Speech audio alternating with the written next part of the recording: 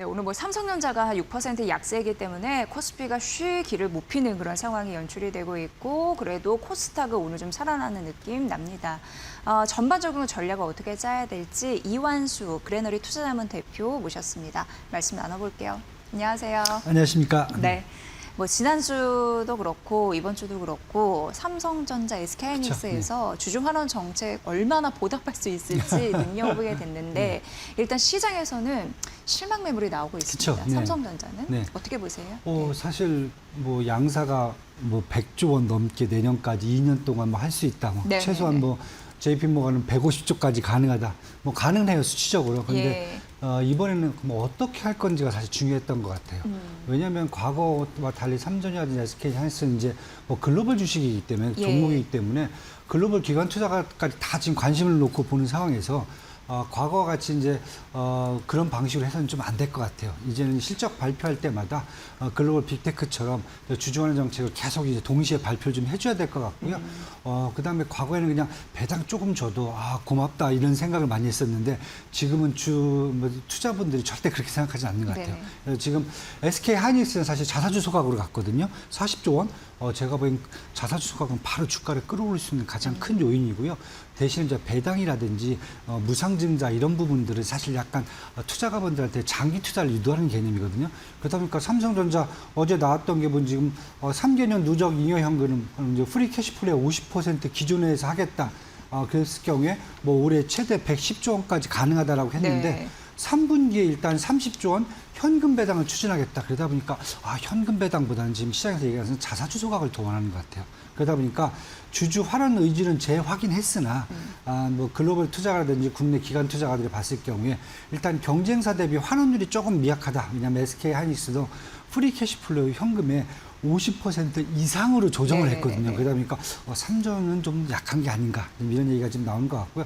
두 번째는 아까 말씀드렸듯이 당장 지금 삼성전자가 주가가 지금 26만 원까지 떨어져 있다, 뭐 30만 원 밑으로 떨어져 있다고 보면은 일단은 주식을 좀 주가를 올려주는 게 주주들한테는 어떻게 보면 조금 이제 더 메리트가 있어 보이는데 그 부분에서 자사주 소각을 일단 해야 되는데 저는 사실 그 부분이 없던 부분이 좀 아쉬워요. 물론 이제 올해 이제 끝나고 영업이익에 대해서 특히 이제 노조의 어떤 성과급 부분 때문에 제가 보기엔 40조 원 정도는 자사주를 사갖고 이제 성과급을 줄 수 있는 부분은 충분히 있어요. 그런데 지금 당장 3분기 내에 이런 자사주 소각이 안 나오다 보니까 시장에서는 그 부분이 조금 주주들한테 좀 약간 이제 미흡하게 좀 다가간 게 아닌가 이렇게 지금 보여지고 있고요.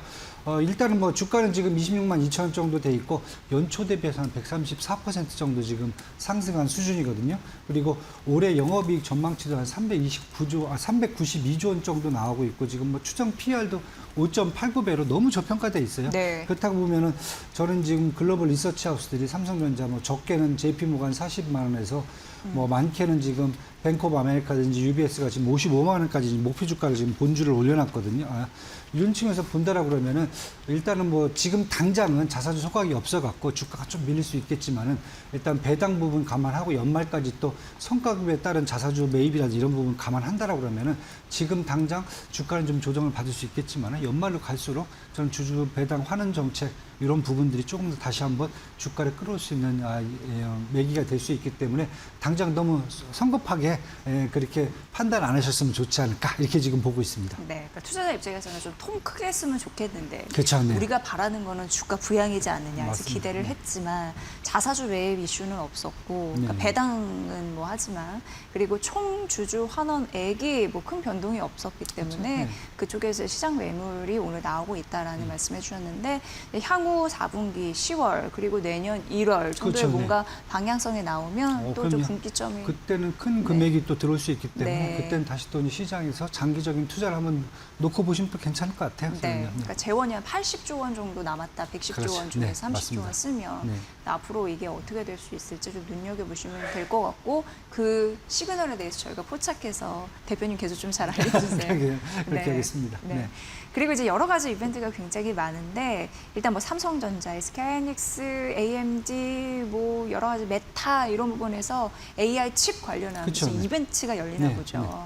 그 부분에서 HBM 관련해서도 뭔가 이야기를 들을 수 있는 것 같은데 어떤 게 관전 포인트라고 보십니까? 네, 지금 뭐 어제부터 시작했죠. 8월 23일부터 25일까지 스탠퍼드 대학에서 이제 메모리 메모리얼 오디토리움에서 지금 핫칩스 2016이 지금 개최 중인데 뭐 네.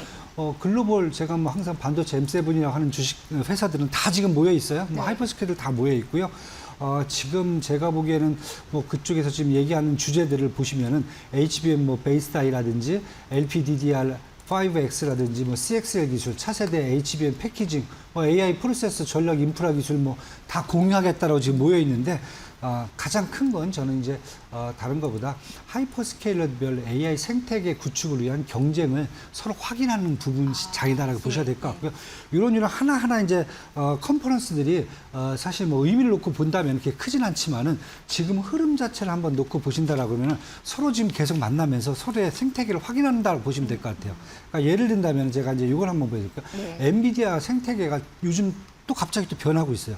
기존에 보시면은 자체 AI 가속기를 만들어 갖고 그다음에 가장 큰 게 AI 데이터 센터 구축이었거든요. 그렇죠. 그다음에 거기다가 플랫폼을 개발했어요. 뭐 쿠다라든지 제슨토라든지 알파마요 뭐 바이오니 뭐 스페이스원 이렇게 구축을 했었는데 올해 들어서는 이제 주요 업체들하고 지분 투자를 통해서 또 생태계를 구축을 해요. 예를 들면 지금 그 엔비디아 같은 경우에는 개발사인 오픈 AI, 엔트로피, XAI 지금 다 지금 지분 갖고 있고요. 그다음에 클라우드 업체인 네비우스, 코어이브, 스페이스 X까지 갖고 있고. 지금 오늘도 리벨리온 관련 이슈가 엄청 뜨더라고요. 맞습니다. 예. 그다음에 에너지 업체인 뭐 랜시엄이라든지 클로버 리프도 갖고 있고요. 그다음에 더 재밌는 게 소재 업체인 코닝이라든지 코이런트 마베 테크놀로지가 갖고 있어요. 그러니까 지금 이렇게 생태계를 구축해서 지금 올해 또 오는데 최근 들어서 또 재밌는 게 세 번째가 뭐가 들어왔냐면은 월스트리트 자금 조달을 시작했어요. 엔비디아가. 엔비디아가 자기들 갖고 있는 칩을 담보로 론을 지금 5천억 달러를 지금 조달하거든요. 블랙스톤, 뭐 아폴로, KKR, 브록필드, 그다음에 골드만사스, 블랙록 이러다 보니까 지금 이러한 엔비디아의 어떤 전반적인 생태계 구축이 다른 마이크로소프트라든지 아니면은 알파벳이라든지 아마존 이런 쪽에서 지금 이어지고 있거든요. 그래서 네. 그런 측면에서 본다면 이번에 나오는 그 컨퍼런스도 사실 실질적으로 기술이 뭔가를 지금 막 체크하는 그런 과정이지만은 지금 상호간에 생태계를 지금 어떻게 구축하고 있는지 이것을 지금 체크하는 과정이기 때문에 이 방식대로 제가 간다라고 보면은 앞으로 뭐 삼전, SK 하이닉스, 뭐 반도체 수위라든지 CXL 기술 제가 뭐 PBDDR5 이런 뭐 제품들의 제가 볼 때 공급이라든지 수요가 앞으로 더 엄청날 수 있다 이렇게 지금 보시면 네. 될 것 같습니다. 사실 엔비디아는 하나의 가늠자잖아요. 네. 이 기업이 어떻게 하느냐에 따라서 많은 기업들이 참고를 할 텐데 왜냐하면은 지금 굉장히 다방면으로 투자를 하고 있고 생태계를 확장하고 있고 여기서 조금만 뒤처지면은 이류가 될 수 있다라는 불안감 이런 부분이 좀 이런 부분을 방증하지 않나라는 생각이 드는데 좀 잘 보셔야 될 것 같습니다. 서로의 생태계를 확인하는 그런 장이 핫칩스 2016 행사장이 될 것 같다라는 생각이 들고요. 여기서 나온 이슈가 또 있다면 좀 점검을 해드리도록 하겠습니다. 바로 해서 엔비디아 실적 26일에 발표가 그렇죠. 되잖아요. 네. 중요한데 어떤 게 가장 중요하다고 보세요? 사실 뭐 반도체사에 이제 엔비디아가 실적 발표를 해야 사실 정점을 좀 찍어주는 거거든요. 네네네. 그래서 이번 이제 3분기 때 매출이 919억 달러, 작년 대비해서 아마 한 97% 정도 증가했을 거다. 그다음에 EPS는 2.08달러 정도를 지금 전망을 하고 있는데 네. 역대 최대치예요. 솔직히 말씀드려갖고요. 그래서 지금 뭐 다른 거보다 실적 발표를 하면서 베라루빈이 지금 3분기부터 양산됐다고 하는데 지금 이게 이번 실적에 좀 어느 정도 들어가 있는지 그리고 앞으로 얼만큼 더 가이던스가 나올 건지 이걸 한번 보셔야 될 것 같고요. 네. 두 번째 이제 수주 계약이 얼만큼 지금 쌓여 있는지 기존에 지금 그 실적 발표할 때는 한 수주장과 한 5천억 달러 정도 쌓여 있다고 하는데 네. 얼만큼 더 늘어났는지 5천억 달러면 제가 보기엔 한 1년 반 정도는 그냥 딴 데 계약 안 받고 계속 그냥 생산을 해도 이걸 맞출까 말까 정도의 계약을 그러니까 여기에 더 쌓이는 건지 이걸 한번 보시면은 앞으로 가이던스까지 확인을 할 수 있다 이렇게 지금 보셔야 될 것 같고요.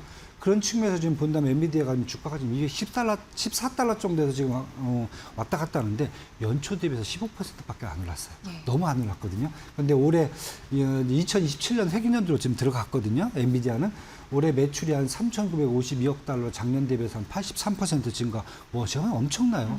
83%이 정도만 나온다는 것도 엄청난 거고 EPS도 지금 8.99달러까지 전년 대비해서 한 88% EPS 증가율도 지금 나오겠다고 얘기가 보고 있기 때문에 지금 PER도 한 21배로 그렇다고 또 그렇게 고평가되어 있는 부분도 아니고요. 그러니까 이런 측면에서 본다라고 하면 최근에 이제 리서치 하우스들이 얘기하는 뭐 제프리스는 $300 정도 보고 있고요. 그다음에 벤치마크라든지 BMO 캐피탈은 $350까지 지금 보고 있거든요. 그렇다면 업사이드도 지금 한 50에서 60% 정도 남아있다. 앞으로 12개월 내. 그렇다고 보면 만약에 엔비디아가 이런 전반적인 저평가 메리트라든지 아니면 이제 앞으로 수주장고라든지 뭐 베라르빈 양산 이런 프로젝트들이 꾸준하게 지금 잡혀준다라고 하면은 저는 이번에 만약에 실적만 더 괜찮아진다라고 하면은 엔비디아 주가 상승 여력 충분할 것 같고요. 거기에 따라서 삼전, SK, 하이닉스, 마이크론까지도 혜택을 충분히 입지 않을까 이렇게 지금 보여지고 있고 시장에서는 일부 뭐 중국 매출에 대한 우려감 얘기를 하고 있는데 이미 젠슨항 대표가 1월 달부터 얘기를 했어요. 올해 2027년도에는 그 중국 매출이죠. 전혀 반영 안 하고 가겠다. 중국은 우리 회계상에서 빼겠다고 했기 때문에 아까 제가 말씀드린 수치가 중국의 어떤 매출을 뺀 수치고요. 중국을 2025년도에 아마 전반적으로 한 20% 매출을 냈고요. 작년 같은 경우 한 11% 정도 냈거든요. 그걸 빼고 지금 이 정도 수치라고 보시면은 제가 보기에는 아무래도 삼전 SK, 마이크론, 제주 3사에도 되게 호재로 좀 작용하지 않을까 이렇게 지금 보고 있습니다. 네, 엔비디아 실적은 항상 AI 반도체 기업의 굉장히 중요한 가늠자 그리고 분기점이 됐었는데 그 대표님은 이제 긍정적으로 바라봐 주시는 거잖아요. 그런 부분으로 코스피가 이제 8,000원 넘을 수 있을지 이 기점 타고 사실 좀 기대가 되는 대목이 있어서 좀 한번 짚어드리고요. 중국 리스크는 조금 더 봐야 되는 게 중국 양쯔 메모리 여기는 뭐만 했다 보면은 그 규모의 경제로 달라붙어가지고 굉장히 좀 부담스럽기는 마찬가지인 것 같습니다. 그런데 여기가 이제 낸드 쪽에 점유율이 좀 치고 올라가다 보니까 그러니까 우리가 긴장을 해야 되나?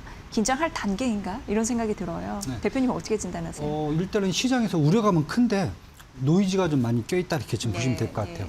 그러니까 예를 들면 지금 낸드 플래시 이제 글로벌 점유율 보면은 SDD, HDD, USB 다 합쳤을 경우에 뭐 삼성전자가 25%고요. 그다음에 SK 하이닉스가 22%. 이게 이제 솔리다임이 이제 합산한 거고요. 그다음에 이제 양쯔 메모리가 14%까지 올라와 있어요. 그러니까요. 이게 한 2년 전만 해도 한 4%, 3%대인데 지금 한 불과 2년 만에 14%까지 치고 오면서 키옥시아를 13%를 치고 올라왔거든요. 마이크론도 지금 13% 정도 이렇게 지금 낸드 플래시 점유율을 갖고 있는데 이렇게 보다 보니까 지금 시장에서는 그러면 양쯔 메모리가 이 시장을 더 확대하면서 아무래도 제조 3사에 더 영향을 좀 주지 않을까 이렇게 지금 보고 있거든요. 그다음에 이번에 또 이제 상장도 좀 며칠 앞으로 다가와 있는데 아마 다음 달 정도는 되지 않을까 지금 보고 있고요. 상해 거래소 특히 이제 커창판이죠. 과학판에다 하기 때문에 사실은 이제 외국인 투자라든지 저희들이 이제 뭐 그 후광통 이런 걸로 접근을 못 해요. 최소한 한 몇 달은 있어야 이제 접근할 수가 있고 그러다 보니까 자체적으로 이제 이런 자금 조달이 이제 커질 것 같고요. 한 330억 위안 정도 조달할 것 같고 기업 가치가 3,300 위안 정도 전망되고 있어 갖고 되게 어떻게 보면 이 정도면은 엄청난 그런 반도체 회사가 시장에 글로벌 시장에 툭 튀어나온다 이렇게 생각하는데 알고 보면은 일단 양쯔 메모리의 생산은 지금 다 내수용입니다. 그러니까 14%가 다 지금 내수용으로 보시면 되고 수출은 거의 없어요. 그다음에 그 내수용도 정부 지원으로 지금 중심을 가고 있기 때문에 아직까지는 글로벌로 나오기에는 좀 불안한 그런 상태고요. 그러니까 그만큼 수율이 아직까지 약하다는 거거든요. 보통 낸드 플래시 삼전 SK 수율 같은 경우 한 거의 90%에서 95% 이상 나오는데 지금 양쯔 메모리 같은 경우는 60%밖에 안 된다는 소문이 지금 있거든요. 두 번째는 기술력으로 지금 봐야 되는데 지금 삼성전자, SK 하이닉스 같은 경우는 지금 기술적으로 296단 정도를 지금 상용화시켜 갖고 지금 양산을 하고 있거든요. 그런데 양쯔 메모리 같은 경우는 지금 한 196단 정도를 지금 양산하고 있고 기술적으로는 지금 300단까지는 갔다고 그래요. 그런데 양산하기엔 시간이 더 필요하다고 보고 있고 세 번째는 고대역폭 플래시 HBF 저희들 HBM하고 똑같은 컨셉이에요. HBM은 램을 쌓는 거잖아요. 이것은 낸드 플래시를 쌓는 거예요. 이 HBF를 지금 SK 하이닉스는 아마 내년 초쯤부터는 아마 양산을 시작한다라고 했는데 아직까지 양쯔 메모리 요거에 대한 얘기도 없어요. 그렇군요. 그러다 보니까 전반적으로 뭐랄까 뭐 이렇게 위로감은 많은데 아직까지 노이즈는 많이 껴있기 때문에 제가 보기엔 당분간 뭐 양쯔 메모리가 쫓아온다고 그래서 삼전 SK 하이닉스가 가만히 있는 것이 아니고 양쯔 메모리가 그만큼 더 하이엔드 낸드 플래시 쪽으로 더 치고 올라가기 때문에 저는 일단 양쯔 메모리 IPO도 글로벌 시장보다는 자체적인 그 커청판 안에서만 해결될 거기 때문에 아직까지 시장에 일단 노이즈만 좀 크게 좀 일으킨 상태고요. 그다음에 이미 저 양쯔 메모리 말고 지금 창신 메모리 한 2, 3주 뭐 시끄럽거든요. 요즘 조용해요 또. 예. 제가 보기에는 좀 중국 스타일이 아닌가라는 생각도 좀 들고 있어갖고 일단 양측 매물이는 IPO 한 다음에 한참 지켜보셔야 될 것 같아요. 주가도 지금 창시 매물이 좀 많이 밀렸습니다. 네. 네, 그렇게 좀 보시면 될 것 같습니다. 네. 어쨌든 뭐 키옥시를 제치고 3위라고 하지만 그래도 우리나라 가만히 있는 거 아니고 초격차를 유지할 수 있기 때문에 그런 부분을 좀 노이즈 낀 양치 매물이 IPO 이런 부분에 대해서 신경을 쓰이지만 크게 문제는 되지 않을 것이다라는 가능성 언급드렸고 또 이제 IPO 얘기하니까 엔트로피 그쵸. 얘기를 해야 네, 되는데 네, 이게 네. 역대 최고의 최고가 138조? 네. 네, 조달 금액도 엄청납니다. 네. 네, 뭐 삼성전자도 수혜로 얽히긴 하더라고요. 맞습니다. 어떤 점이 관전 포인트라고 보십니까? 네. 좀 엔트로픽이 솔직히 말해서 좀 욕심을 내기 시작했어요. 왜냐하면 한 달 전만 해도 IPO를 할 때 한 10월 말쯤에 IPO를 했을 때 뭐 자금 조달 규모가 한 50조에서 한 100조 원 정도 되고 예. 기업 가치를 한 1조 달러 정도로 얘기를 했어요. 그 정도면 제가 보기에는 충분하지 않겠는가. 왜냐하면은 스페이스X가 기업 가치를 1.7조 달러로 사실은 조달을 했거든요. 예. 그때 그 스페이스X가 올해 매출을 한 450억 달러로 잡았어요.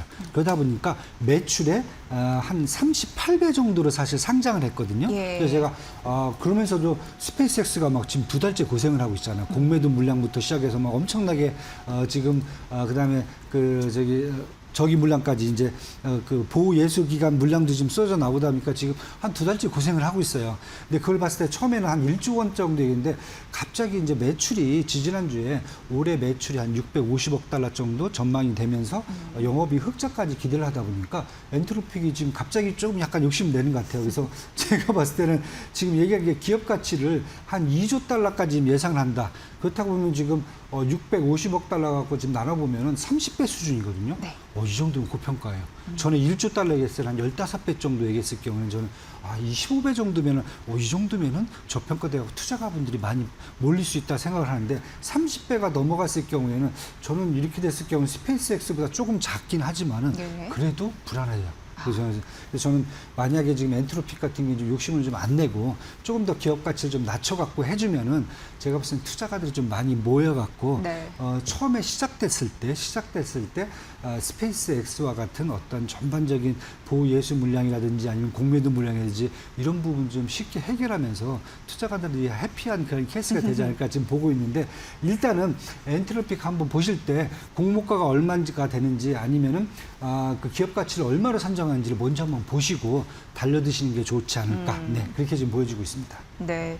올 가을 정도 투자 설명서를 공개를 한다고 하는데 모쪼록 투자할 때 허들이 높으면 그쵸. 네. 넘기 좀 어렵잖아요. 그런 부분에서 시장 눈높이에 좀 잘 맞춰주기를 우리는 좀 보도록 하겠습니다. 워낙 거대 자금이 유입되고 있는 그런 IPO 이슈라서 좀 봐드렸습니다. 중국과 미국 이렇게 한계 없이 좀 봐드렸고. 사실 오늘 뭐 2차 전지 섹터죠, 일부 제약바이오죠, 뭐 코로나 이슈도 있겠지만 그렇죠. 그런 네. 쪽으로 좀 순매수가 좀 돌고 순환매가 좀 돌고 있는 상황인데 기술주와 반도체에서 자금 이탈한 게 그쪽으로 자연스럽게 가는 건지 궁금합니다. 주목할 기업이 혹시 있다면 여기까지 좀 봐주신다면요. 네, 일단 뭐 제약바이오 가장 지금 요즘 뭐 주목하기 시작하고 있는데 네. 사실 뭐 전반적으로 지금 제약바이오가 어떤 그 매크로 사항들이 좋아져서 지금 제약 바이오 산업들이 전반적으로 지금 가는 건 아니거든요. 그러니까 몇 개 종목들이 지금 최근에 이벤트죠. 특히 이제 뭐 펩타론 알테오젠 같은 경우 이제 그 머크의 SCM 플랫폼에 대한 어떤 실적이 좋아질 수 있다 이런 기대감도 있고 펩타론 같은 경우 일라일리가 한국의 어떤 이제 비만 치료제를 펩타론한테 생산하게 위탁할 수 있다 뭐 이런 얘기까지 돌고 있기 때문에 어떤 이벤트적인 요소가 강하기 때문에 저는 다른 것보다 제약바이오 지금 접근하시는 분들은 일단 실적을 좀 확인할 수 있는 그런 종목들 우선으로 좀 들어가시라 이렇게 말씀을 좀 드리고 싶고요. 그런 측면에서 보면 이제 알테오젠 같이 분명히 지금 머크의 어떤 실적에 따라서 이쪽에도 이제 기술 이전에 따른 장기 효과가 좀 크기 때문에 알테오젠 보셔도 괜찮을 것 같고요. 사실 올해 매출 뭐 1년 전만 해도 2026년도에는 뭐 2조 달러 낸다, 2조 원 낸다고 난리가 났었는데 지금 뭐 전망치가 4천억밖에 안 돼요. 네네. 4천억 원밖에. 근데 그렇지만 그래도 이 정도를 성공적으로 낼 수 있는 애 지금 알테오젠밖에 그렇죠. 없다. 예, 이렇게 지금 예, 보이기 예. 때문에 알테오젠 약간 PER이 지금 한 87배 정도지만은 상호 앞으로 이제 머크뿐만 아니라 일본 다이치 신규라든지 이런 회사들의 기술 이전 가능성은 이제 충분히 지금 남아 있기 때문에 알테오 좀 보셔야 될 것 같고, 그다음에 저는 실적 플러스 지금 요즘 주주 환원 정책이 올인해 있는 셀트리온도 한번 보셔라. 셀트리온. 예. 네. 왜냐하면 올해 매출이 지금 한 5조 한 5,300억 정도 나오는데 영업이익이 한 1조 8천억 나오는데 지금 벌써 지금 4,600억 정도 억원 지금 이미 그 증설에 좀 투자를 했고요. 그다음 셀트리온 같은 경우 벌써 1조 원 이상 지금 올해 지금 자사주 소각을 지금 회장이 진행을 하고 있습니다. 그다음에 연말에 또 이제 현금 배당까지 지금 이미 얘기한 상태이기 때문에 차라리 저는 셀트리온 같이 실적을 충분히 내면서 주주 환원 정책까지 충분히 해줄 수 있는 그런 회사를 조금 더 보수적으로 갖고 가서 보시는 게 어떻겠는지 이렇게 지금 한번 보고 있습니다. 네. 여러 개 드신다면 요거까지 좀 봐주셨으면 좋겠는데 오늘도 귀금속 섹터 좀 강하거든요. 그러니까 금, 은, 구리 이런 부분이 다시 이제 고개를 들고 있는데 강세장 진입일지 궁금하고 더해서 이제 비트코인도 어떻게 바라보시는지 간략하게 좀 들어보겠습니다. 네. 일단 뭐 금은 사실 지금 추세적인 상승은 아니라고 보셔야 될 것 같아요. 왜냐하면 그동안 달러가 강세로 갔다가 다시 이제 약세로 오면서 달러의 약세에 따른 해지 수요 증가라고 보시면 될 것 같아요. 그러다 보니까 금의 파생 가격이 지금 올라가면서 전반적으로 지금 금 가격이 올라가고 있는데 제가 보기에는 4,500달러, 4,600달러 정도에서 아마 당분간 이제 달러 인덱스하고 고정돼 갖고 변동성이 높아지지 않을까. 특히 이제 주요국 중앙은행들 아직 실물금을 매수하는 단계는 아직 아니라고 보시면 될 것 같아요. 비트코인도 저는 이제 미국 의회가 클레어법 통과했다는 기술적 반등으로 보셔야 될 것 같아요. 왜냐하면 추세적 반등은 아직 이르다. 왜냐하면 가장 대표적인 게 실물 ETF에서 자금 이탈은 계속되고 있습니다. 그러다 보니까 저는 가상화폐 쪽도 이번에 이제 이미 지니어스법이라든지 CBDC 발행 금지 법안은 통과가 됐었는데 마지막 세 번째 법이죠. 클래리티 법안이 이번 이제 9월 15일 날 통과될지 안 될지도 모릅니다. 일단은 그 지켜본 다음에 하셔도 괜찮지 않을까 이렇게 지금 보고 있습니다. 네, 이슈 확인한 이후에 가도 늦지 그럼요. 않다라는 네. 부분입니다. 오늘 어떤 투자의 자산을 해야지 우리가 수익률을 높일 수 있을까에 대한 여러 가지 고민을 좀 다방면으로 해결해 보지 않았나라는 생각해 보겠고요. 자, 오늘 이완수 그레너리 투자자문 대표의 분석으로 함께 하셨습니다. 대표님 잘 들었습니다. 고맙습니다. 네, 감사합니다.